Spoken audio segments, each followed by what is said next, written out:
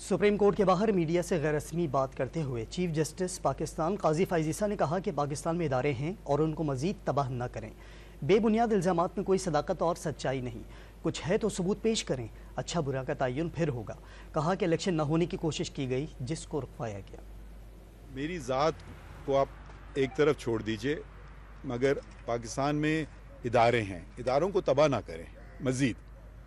और अब एक तरह से मैं अब इदारे का एक सरबराह भी हूँ, तो चीफ जस्टिस हूँ, तो अगर आप ऐसे इल्ज़ाम लगा दें बेबुनियाद, ना उसमें कुछ ज़रा सी भी सदाकत हो, ना ज़रा सी कोई सच्चाई हो, ना कोई सबूत पेश करें, भैया आप कुछ भी इल्ज़ाम लगा सकते हैं। कल मुझ पर कोई चोरी का इल्ज़ाम लगा दें, कोई कत्ल का इल्ज़ाम लगा दें, भई इल्ज़ाम लगाना आपका हक़ है, तो मगर साथ साथ वो फ़राइज़ भी दे दीजिए, तो कुछ सबूत भी पेश कर दे ना। अच्छा बुरा की बात में तयन होगा, कुछ तो सबूत दिखा दे। पहली बात, मेरा इलेक्शन से तो कोई ताल्लुक़ नहीं है।